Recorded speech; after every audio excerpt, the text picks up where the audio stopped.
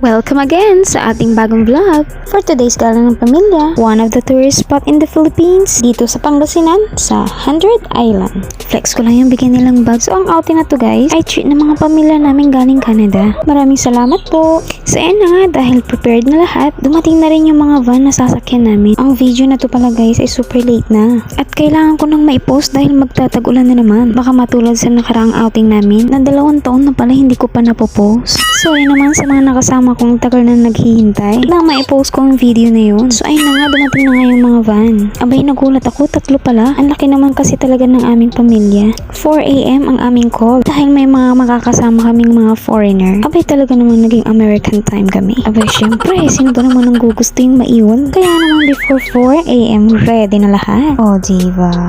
Ang nakakasanlang mga mare ay hindi nakasama si Gavin. Hindi na namin siya dinala kasi nakakatakot ding dalhin ang 1-year-old sa mga gantong klaseng outing. Kaya naman mas pinili na naming iwan siya. And so ayun na nga, kailangan na naming umalis. Dahil nakakahiya naman kung kami pa yung hihintayin nila. Kaya naman nagsipili kami ng van kung saan kami sasakay. Dahil magkikita-kita ang lahat sa San Carlos. At doon sabay-sabay na aalis papuntang Alaminos. Sa pamilya pa lang ng panganay nila mama, puno ng isang van. Kaya naman sumakay na rin kami doon sa isang van. At sa isa naman ay para naman sa mga Canadian. At kung mapapansin nyo mga mare, napakahangin dahil nababalita na may bagyo daw. Kaya naman pinag-pray ko talaga na sana maging maganda ang panahon ngayong araw. So ayun, naalis na nga kami kaya tinawag ko na rin si Crispin para sumakay na.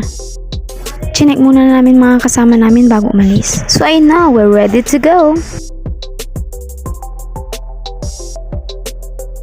Andito na kami. O diba, ang bilis. In 12 minutes, nasa San Carlos na agad kami. Hintayin lang namin sila and then diretso na kami ng Alaminos. Pagdating namin, 4 na van pala kami. Kaya naman mas lalo ako na-excite dahil ang dami namin. Dahil walang kasing saya pag magkakasama talagang pamilya. Pero sa dami namin ngayon, marami pang absent. O diba, absent talaga ang word. And so ayun, nagsama-sama rin kami nagbuhat ng mga gamit na dadalhin. At dahil medyo mainit na, nagsilabasan muna sila. Kaya naman pati kilikili ko pinapawisan na. Abay, double purpose pala yung damit ko. Pinuntahan ko rin yung isang van dahil na-curious ako ba't ang tahimik nila. At kaya naman pala yung iba nakatulog ulit. Mga hindi ata nakatulog kagabi dahil excited. Ito nga medyo madilim at makulimlim pa. Di ko nga pala naikwento sa inyo mga mare na nabasa kami ng ulan kanina pa uwi galing sa bahay ng aking mga binan dahil sa kanila namin iiwan si Gavin. Kaya doon na kami natulog. So ayun na nga, may nagkakape at may nagkukwentuhan habang naghihintay. So ayan, ready na lahat. Bago umalis, pinuntahan kami ng aking tita Nina para sabihin mauna ang 3 van. At ang isang van kung saan sila nakasakay ay mamimili muna. At tinanong ko namang baka may maitutulong kami. Wala naman na daw kaya nauna na kami. Napakabait talaga ni Nina. So ayun na nga, papunta na kami, maliwanag na sa mga oras na to. At tuwang-tuwa ako dahil hindi naapektuhan ng bagyong Amang ang Pangasinan. Salamat sa Panginoon at sinagot kaagad ang panalangin ko. Hindi na ako natulog kasi sa daan pa lang nag-e-enjoy na ako. Dahil madalang ang ganito, e-enjoy ko talaga ang bawat oras. Masasatisfy ka talaga sa mga blessing ni Lord. Libre pa. Basta maging faithful ka lang. Yung mga ganito hindi ko na-expect eh. Magugulat ka na lang.